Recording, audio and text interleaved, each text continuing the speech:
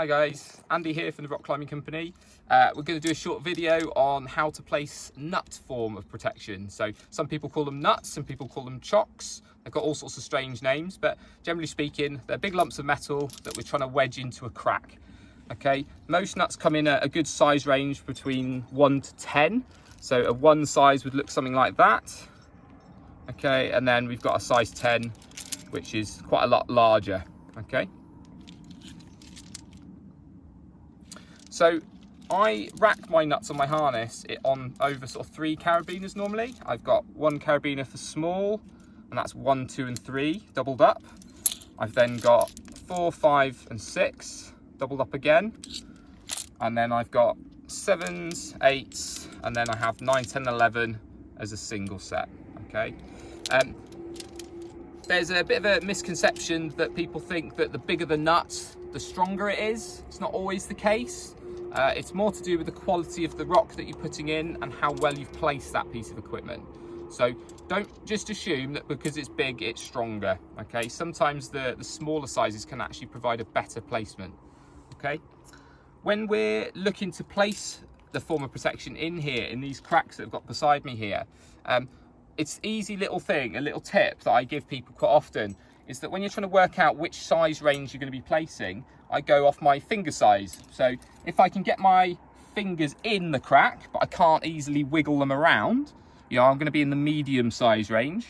If I can get my whole hand in and wiggle, you know, openly, I'm going to definitely be in the larger size range. And if I can hardly get my fingertips in, I'm looking at the smaller range. So that can help with just trying to pick the right size nut in a hurry. Okay. So I'm looking at this crack here. I'm going to place a nut in a couple of places so you can see a few different options.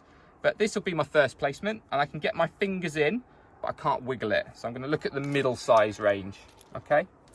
When I look at the crack, I'm looking to see if there's any curvature or shape to it that will help match the shape of my nut. Okay. You can see the nut has got a slight curve in it on these DMM style nuts. These are called walnuts. Most nuts have the same sort of profile nowadays. It's worth noting you can place them sideways as well as that way round. So they can be all sorts of different positions, but it's always going to depend on the crack and the piece of equipment that you place as to what fits best. Okay, so I'm going to try one of these red nuts up at the top of this crack.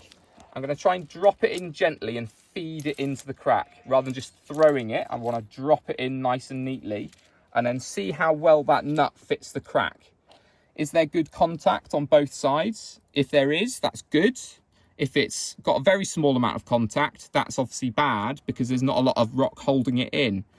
A nice thing to do is once you've placed it and you think it's going to look good into that crack, is I want to give it a little tug test. Okay, so I hold onto the rock with my other hand and I give it a little 1, 2, 3. And if the nut is still wiggling around after that, that's a sign that you just need to readjust and maybe try a different size or a slightly different shape in terms of position. Okay, so once you've found that nut is in the right position and you're happy with it, you could then unclip that from your rack of nuts, put that back on your harness, and then you can either use a quick draw to connect in with your rope, or you could then consider clipping in a carabiner to build as part of a belay. Okay, one last thing I'll leave you with these form of nut protection, okay, is try to use a scoring system. Okay, so if you're looking to climb up this next section of rock, which is quite easy in this scenario, but if it was a bit harder or you felt like you were quite challenged on that move, it's worth scoring it to help you decide if it's okay to move forward. If the nut is very poor, we give that a score of 1. Okay, so much so that you wouldn't want to trust to hang a coat on it. You know, it would be very, very poor. Okay, it's not very deep. It's not got very, very good contact. It's just not in that crack securely. All the way up to a number 5 on the grade. So if it's a 5 out of 5, that's fantastic. That's about as good as you're ever going to get. So you're trying to find the grading system over time and practice as to how you feel between 1 and 5 about what you trust and what you don't trust.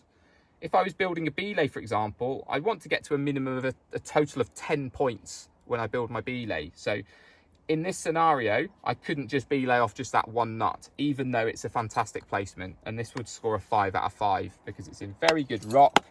it's in a very deep crack and it's scooped into that position really well, and it's a nice tight constriction into that crack where it clearly can't fit in, okay, pulling through that way.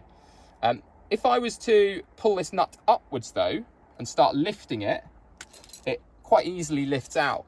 And that's normal because at some way you've got to be able to place it. So there has to be some way of getting that nut in. So if you think you're going to have an upwards pull on that equipment, you may need to either back it up with another piece or consider placing it in a different direction.